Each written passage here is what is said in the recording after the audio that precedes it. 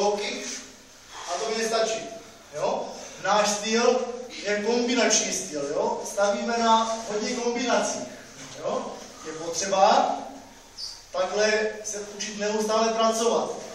On mi dá jeden úder, já mu dám třeba 10. Jo? A vystartuje. Úder, low kick, tam. Jo? A zakončím to. Takže, jedu si svoje kombo. Úder, čitacuky, na nožky chci vidět a na hlavu. Jo? Ta hlava nemusí být taková, může být jiná. Takže, znovu, kombinace rukama, teď. Rozhodím si o nožku, postavím se, hop! Tak to běrí. Třeba, jo? Zase, další příklad.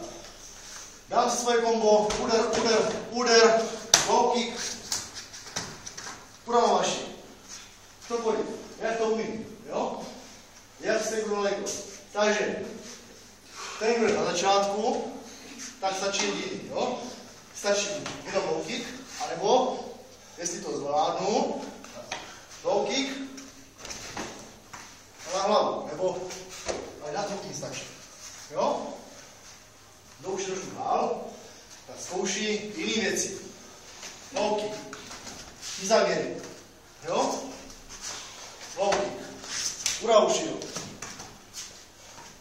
low kick, tak a to věří, jo? Jakkoliv tě napadne, ale jednoduše. Zase stavejte na jednoduchosti. 3-4 údery, jo? Ichi, san, chi, low kick, hop. Třeba. Tak, jdeme.